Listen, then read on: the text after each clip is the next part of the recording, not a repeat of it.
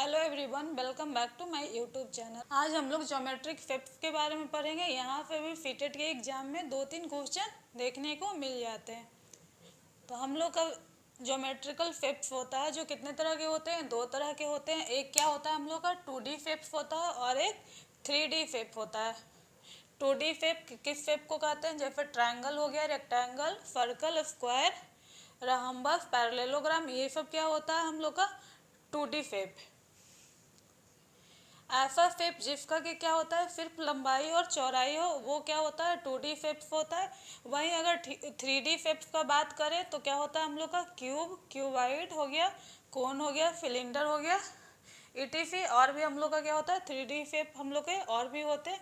ऐसा शेप जिसमें क्या हो लंबाई, चौड़ाई और ऊंचाई तीनों हो, वो हो जाएगा हम लोग का 3D शेप्स। यानी कहने का मतलब क्या है, 2D शेप हम लोग का क्या होगा, ऐसा शेप जिसमें लंबाई हो और चौड़ाई हो, वो शेप क्या होगा 2D शेप। लेकिन वहीं पर क्या है, ऐसा शेप जिसमें क्या हो लंबाई भी हो, चौड़ाई भी हो और ऊंचाई भी हो, उसको हम लोग क्या बोलेंगे 3D शेप। तो यहाँ तक आप लोग का क्लियर है कि 2D शेप किसे कहते हैं और 3D शेप किसे कहते हैं। तो अब हम लोग जानते हैं कि ट्रायंगल किसे कहते हैं और ट्रायंगल को किस किस आधार पे उसे बांटा गया है। अब हम लोग बात करते हैं ट्रायंगल्स का।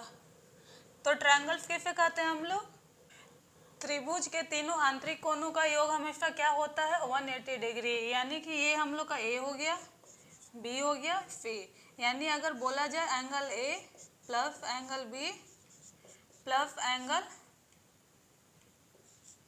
सी इक्वल टू हम लोग का क्या हो जाएगा 180 डिग्री।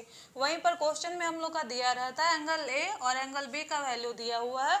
तो यहाँ से हम लोग को अगर एंगल सी निकालने बोला जाए तो क्या होगा, यहाँ से एंगल सी निकल जाएगा।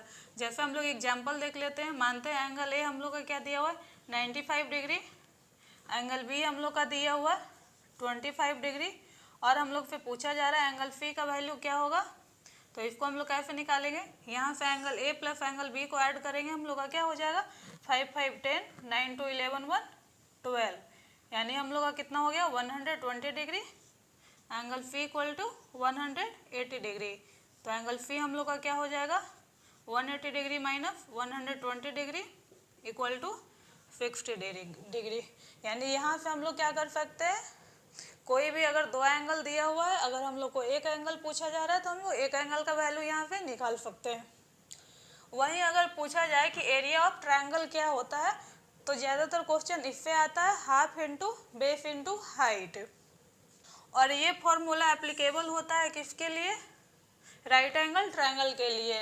अगर इस त्रिभुज के लिए बोला जाए तो इस त्रिभुज में हम लोग ये फॉर्मूला नहीं लगाएंगे, ये हमेशा हम लोग किस में लगाएंगे, राइट एंगल ट्रायंगल में। अब हम लोग देखते हैं कि त्रिभुज को किस किस आधार पे बांटा गया है। तो त्रिभुज को 2 आधार पे बांटा गया है, एक भुजा के आधार पे और दूसरा कोण के आधार पे। यानी कि पहला क्या किस आधार पे बांटा गया है, साइड के आधार पे, और दूसरा एंगल के आधार पे त्रिभुज को बांटा गया है। तो हम लोग देखते हैं कि साइड के आधार पे जो त्रिभुज को बांटा गया है तो कितने पार्ट में बांटा गया है। तो सबसे पहले हम लोग देखते हैं भुजा के आधार पे त्रिभुज को 3 पार्ट में बांटा गया है। सबसे पहले हम लोग का क्या होता है समबाहु त्रिभुज, जिसको कि हम लोग इंग्लिश में क्या बोलते हैं इक्विलैटरल ट्रायंगल। सेकंड हम लोग का होता है समद्विबाहु त्रिभुज, जिसे इंग्लिश में हम लोग बोलते हैं आइसोसेलेस ट्रायंगल। और थर्ड हम लोग का होता है विषम बाहु त्रिभुज, जिसको हम लोग क्या बोलते हैं स्केलन ट्रायंगल। तो सबसे पहले हम लोग देखते हैं समबाहु त्रिभुज किसे कहते हैं।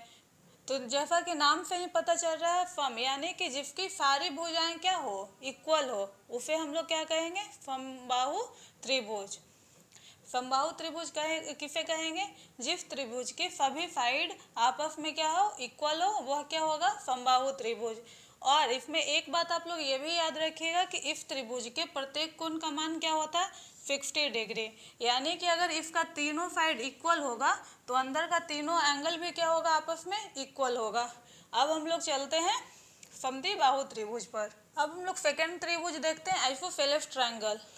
जिस त्रिभुज की कोई 2 साइड इक्वल हो वो क्या कहलाता है समद्विबाहु त्रिभुज। तो यहाँ पर क्या है ए बी और ए सी, ये दोनों क्या है साइड आपस में इक्वल है। तो ये कौन सा ट्रायंगल हम लोग का होगा समद्विबाहु त्रिभुज होगा, यानी कि आइसोसेलेस ट्रायंगल। यानी जिस त्रिभुज की दो साइड आपस में इक्वल हो वो क्या कहलाएगा, समद्विबाहु त्रिभुज या आइसोसेलेस ट्रायंगल। नेक्स्ट हम लोग देखते हैं विषमबाहु त्रिभुज, जिसको कि हम लोग क्या बोलते हैं, स्केलन ट्रायंगल भी बोलते हैं। जिस त्रिभुज के तीनों साइड का लंबाई क्या हो, अलग अलग हो, उसको हम लोग क्या कहेंगे, विषमबाहु त्रिभुज। जैसे यहाँ पर क्या है, ए बी, ए सी और बी सी, ये तीनों साइड जो है क्या है, लंबाई में अलग अलग है, तो क्या इसको क्या हम लोग कहेंगे, विषमबाहु त्रिभुज। नेक्स्ट हम लोग देखते हैं कोण के आधार पे ट्रायंगल को कितने टाइप में बांटा गया है। अब हम लोग देखते हैं कोण के आधार पर ट्रायंगल को कितने तरह में बांटा गया है। तो सबसे पहले हम लोग देखते हैं एक्यूट एंगल, जिसको हम लोग क्या कहते हैं, न्यून कोण। Angle that is between 0 to 90 degree, यानी कि ऐसा एंगल जो 0 से 90 के बीच में हो, उस एंगल को हम लोग क्या कहेंगे, एक्यूट एंगल। अगर आप लोग से पूछा जाए 75 डिग्री, तो ये कौन सा एंगल होगा, तो ये एंगल क्या होगा हम लोग का, एक्यूट एंगल। एक्यूट एंगल होगा, क्यों, क्योंकि ये 0 से ज़्यादा और 90 से कम है, इसीलिए हम लोग का क्या होगा, एक्यूट एंगल होगा। तो जैसे यहाँ पर हम लोग क्या डायग्राम के द्वारा दिखाए हो, यहाँ पर ये एंगल बनाया गया है। अगर हम लोग का यहाँ से स्ट्रेट लाइन आता है तो क्या होता है, वो 90 डिग्री का एंगल होता है। तो ये एंगल क्या हो गया, एंगल लेस देन 90 डिग्री, यानी 0 से ये बड़ा है और 90 से छोटा है, इसीलिए इसको हम लोग क्या कहेंगे, एक्यूट एंगल। सेकंड हम लोग देखते हैं राइट एंगल ट्रायंगल, जिसको कि हम लोग बोलते हैं समकोण त्रिभुज।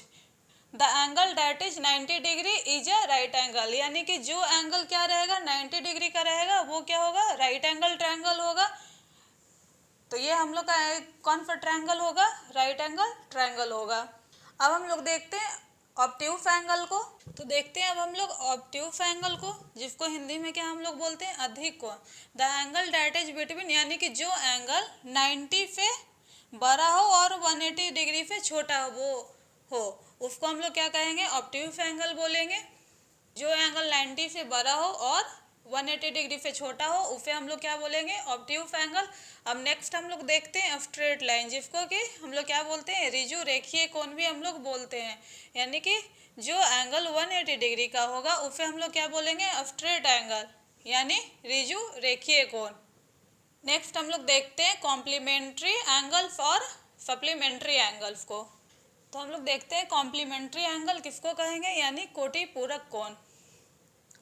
If the sum of two angles is 90 degree, यानी कि जब दो एंगल का सम क्या हो, 90 डिग्री के बराबर हो, तो उसको हम लोग क्या कहते हैं, कॉम्प्लीमेंट्री एंगल्स। जैसे यहाँ पर हम लोग का क्या दिया हुआ, एक एंगल बना हुआ है जिसको कि क्या है, एक 30 डिग्री है और एक 60 डिग्री है। अगर दोनों एंगल को हम लोग ऐड करेंगे तो हम लोग का सम कितना आएगा, 90 डिग्री। तो इसको हम लोग क्या कहेंगे, तो इसको हम लोग क्या कहेंगे, कॉम्प्लीमेंट्री एंगल, यानी कि कोटि पूरक कोण। नेक्स्ट हम लोग देखते हैं सप्लीमेंट्री एंगल्स। नेक्स्ट हम लोग देखते हैं सप्लीमेंट्री एंगल्स, यानी कि समपूरक कोण।